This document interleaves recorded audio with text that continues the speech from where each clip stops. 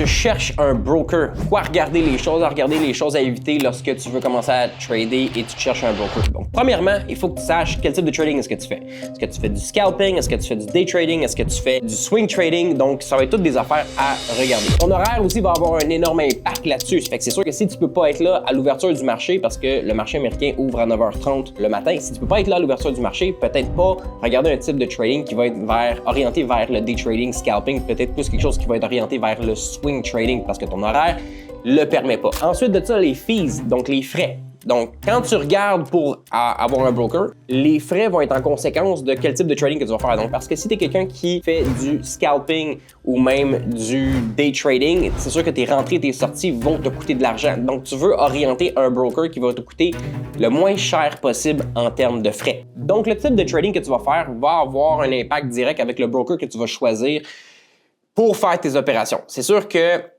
dans mes recherches, dépendamment de mon trading à moi, je suis allé chercher un trading qui était énormément fort en termes de short selling. Donc, tout ce qui est la vente à découverte, c'est pas tous les brokers qui vont faire ça. Donc, la vente à découverte est une option extrêmement importante pour moi. Et aussi, vu que je fais du day trading, les frais rentrées-sorties.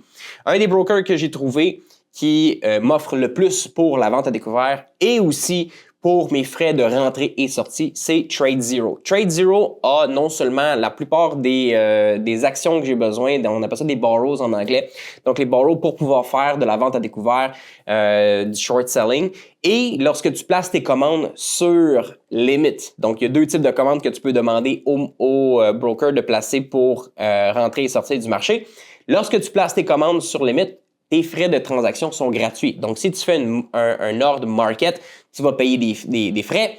Mais si tu fais un ordre limite, tu vas avoir des rentrées et des sorties gratuitement en haut de 200 shares. Donc, ils ont quand même certains critères à respecter. Mais TradeZero, pour ce que je fais, est extrêmement bon. Sinon, un autre broker pour qu'est-ce que je fais qui est extrêmement bon, c'est le broker Centerpoint que j'ai trouvé que les frais étaient très bas et aussi qu'il y avait les actions à emprunter pour faire de la vente à découvert, du short selling. Okay? Maintenant, si ton trading, ton style de trading est plus orienté vers le swing trading, peut-être chercher un broker qui, les frais vont être moins axés sur le day trading, peut-être comme Questrade. Questrade qui, lui, tu ne payes pas par action que tu vas trader, mais ça va être par lot. Donc, que tu rentres 1000 actions, 10 000 actions ou 100 000 actions, tu as un frais fixe. Donc, ta rentrée, ta sortie, tu vas avoir un frais fixe et que tu rentres 100 actions à 1000 actions, le frais est toujours pareil. Comparativement, mettons, à TradeZero, que lui, ça va être par action. Donc, si tu rentres 1000 actions, ça va te coûter 0,005 sous la transaction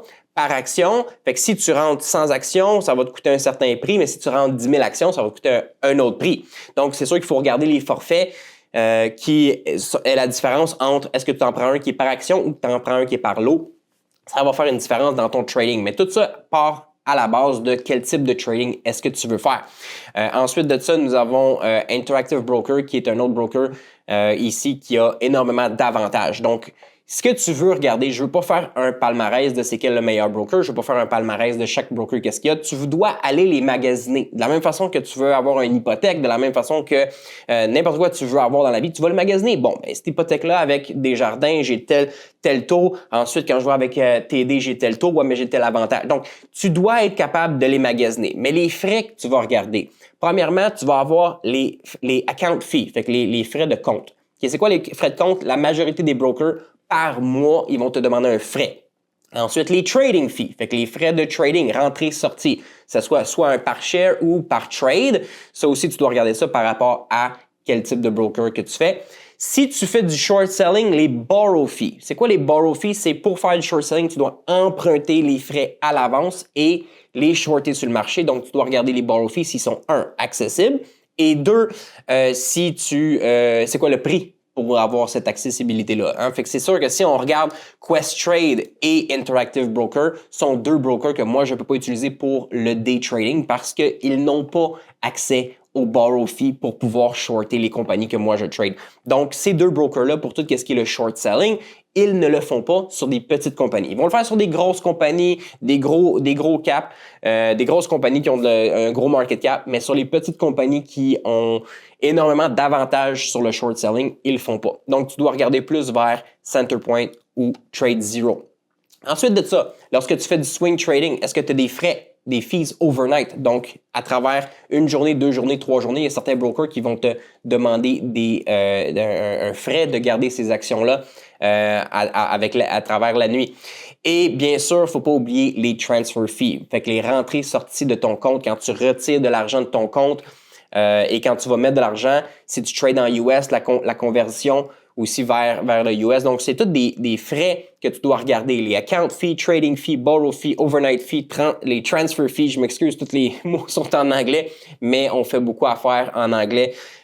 Puis après tout ça, lorsque tu as vu plusieurs brokers, que tu as analysé, que les frais sont en conséquence de ton trading, la dernière chose que tu dois regarder, c'est le service à la clientèle. La rapidité du service à la clientèle, selon mes 8 années plus d'expérience dans le trading, c'est un gros atout si je reste avec un broker ou pas. Pourquoi? Parce que il va avoir des bugs. Il va avoir une plateforme qui lâche. La plateforme va avoir un petit bug ce matin-là.